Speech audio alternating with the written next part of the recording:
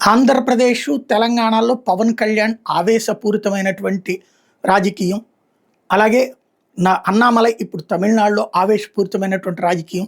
రేపో మాపో బండి సంజయ్‌తో ఏమన్నా రాజకీయం నడుస్తదా తెలీదు. ఓవరాల్‌గా దక్షిణాది రాష్ట్రాలలో జాతీయ పార్టీలకు అవకాశం లేదంటే ఖచ్చితంగా ఉన్నది. కర్ణాటకలో ఆల్రెడీ కాంగ్రెస్సా బీజేపీనాను ఉంది. కేరళలో కాంగ్రెస్సా, కమ్యూనిస్టులా ఇద్దరు జాతీయ పార్టీలే.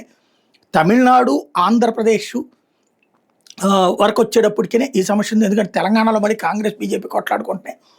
ఆంధ్ర, తమిళనాడు దగ్గరనే కొన్ని తేడాలు ఉన్నాయి. అయితే ఇక్కడ సమస్య ఏంటయ్యా అంటే ఎలా ముందుకు వెళ్తారు అన్నటువంటిది. ఇప్పుడు వీళ్ళు ప్రాంతీయ పార్టీ పెట్టి ఆ ప్రాంతీయ పార్టీ ద్వారా లైక్ ఎన్సీపీ, మమతా బెనర్జీ తృణమూల్ కాంగ్రెస్, జగన్మోహన్ రెడ్డి అయితే కాంగ్రెస్తో కలవలేదు. వాళ్ళిద్దరూ మళ్ళీ కాంగ్రెస్తో కలిశారు. అట్లాగే ఏమన్నా చేస్తారా అంటే భారతీయ జనతా పార్టీ అంత క్రియేట్ చేస్తాను నేను అనుకోవట్లా. ఇది ఎందుకంటే కొంతమంది ప్లాన్ బి అన్నామలైని బయటికి పెట్టి పంపిస్తున్నారంటే నేను అనుకోవడం ఏంటంటే వీళ్ళకు ఒక ఆవేశం ఉంటుంది. ఇప్పుడు పవన్ కళ్యాణ్ ఆవేశపూరితంగానే మాట్లాడతారు.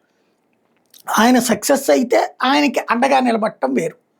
కానీ భారతీయ జనతా పార్టీ అట్లాగే ఎవరో ఒకళ్ళకి అండగా నిలబడతా ఎవరో ఒకళ్ళతో రాజకీయం చేయాలనుకోదు. తను సొంతగా ఎదగాలనుకుంటుంది. అది దశల వారీగా జరుగుతుంది.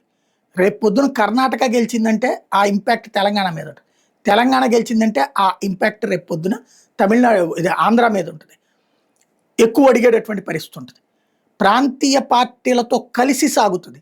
ఆ తర్వాత ప్రాంతీయ పార్టీల మీద అంటే కూడా తన ఆధిపత్యం కోరుకుంటుంది. మహారాష్ట్రలో చూసాం, ఒరిస్సాలో చూసాం, బెంగాల్లో చూసాం, బీహార్లో చూసాం. కాబట్టి దాని యాటిట్యూడ్ అది టైం తీసుకుంటుంది. నిదానంగా టైం తీసుకుంటుంది. కానీ కాంగ్రెస్లో నుంచి ఇట్లా విడిపోయిన టైప్లో అది చేస్తుందని నేను అనుకోవట్లేదు.